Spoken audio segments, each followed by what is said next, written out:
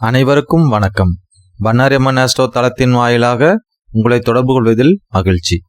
மிதுன ராசி மிதுன லக்ன நண்பர்களுக்கான ஜூலை மாத ராசி பலன்களை இந்த பதிவில் பார்க்கலாங்க.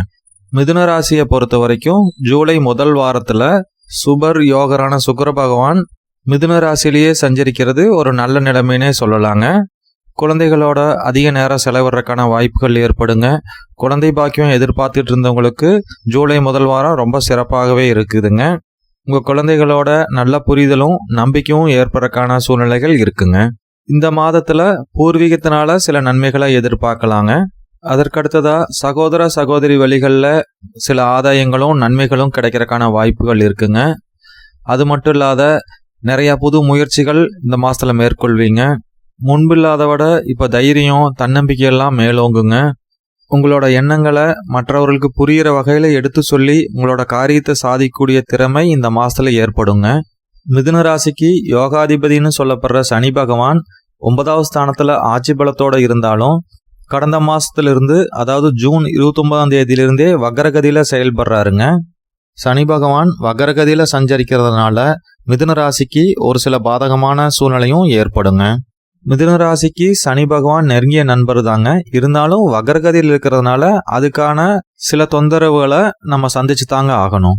இந்த காலகட்டங்களில் பயணங்களும் அலைச்சல்களும் அதிகமாகுங்க.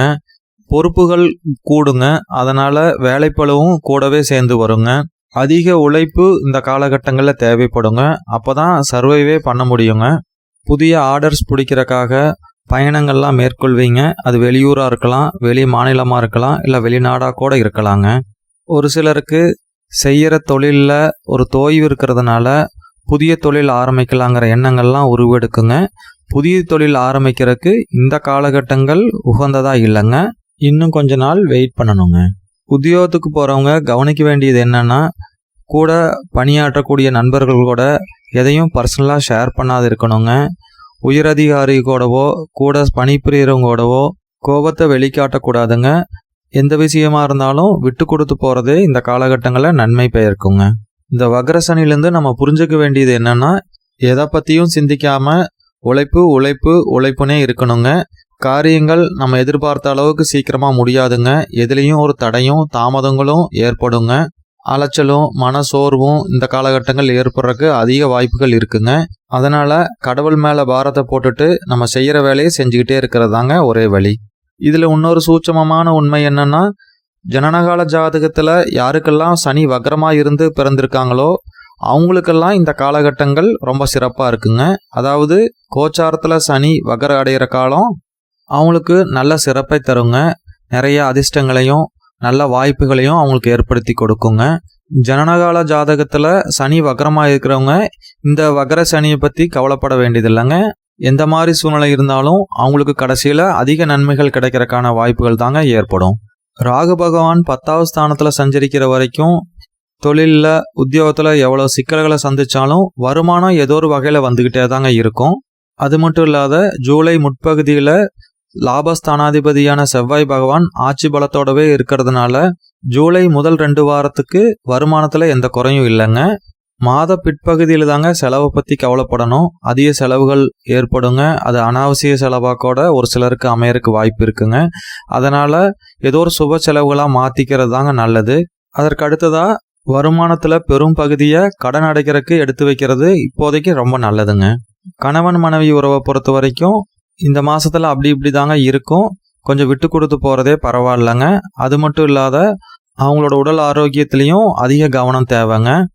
அதற்கு அடுத்ததாக பார்ட்னர்ஷிப்பில் தொழில் செய்கிறவங்களுக்கு இது ஒரு நல்ல உகந்த காலம்னு சொல்ல முடியாதுங்க. இருக்கிறத அப்படியே மெயின்டைன் பண்ணுறதே போதுமானதுங்க. எந்த முடிவுகள் பண்ணணுன்னாலும் பார்ட்னர்ஸ்குள்ளே நல்லா டிஸ்கஸ் பண்ணி முடிவெடுங்க. இல்லைனா ஒருத்தர் மேலே இன்னொருத்தர் குறை சொல்லக்கூடிய வாய்ப்புகள்லாம் பின்னால் ஏற்படுங்க. கவர்மெண்ட் உத்தியோகத்துக்கு போகிறவங்களுக்கெல்லாம் டிரான்ஸ்ஃபர் கிடைக்கிறதுக்கான வாய்ப்புகள் இருக்குங்க. தனியார் உத்தியோகத்துக்கு போகிறவங்களுக்கு கூட கம்பெனிக்குள்ளேயே வேறு டிபார்ட்மெண்ட்லேயோ ப்ராஜெக்ட்லேயோ மாறுற கூட வாய்ப்புகள் இந்த காலகட்டங்களில் ஏற்படுங்க.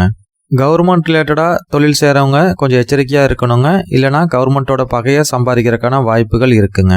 தந்தை வழி சொந்தங்கள், தாயார் வழி சொந்தங்களோடவெல்லாம் இந்த காலகட்டங்களில் அனுசரித்து போகணுங்க. அது மட்டும் இல்லாத தந்தை உடல்நலத்திலையும் தாயோட உடல்நலத்திலையும் அதிக அக்கறை செலுத்தணுங்க. உங்களோட உடல் ஆரோக்கிய விஷயத்தை பொறுத்த வரைக்கும் இந்த காலகட்டங்களில் பெரிய பிரச்சனைகள் இருக்கிறதா தெரியலங்க. அடுத்ததாக மாணவர்களை பொறுத்த வரைக்கும் இந்த மாதம் ஓரளவுக்கு சீரான மாதமாகவே அமையுங்க. அதிக முயற்சி எடுத்து படிப்பீங்க.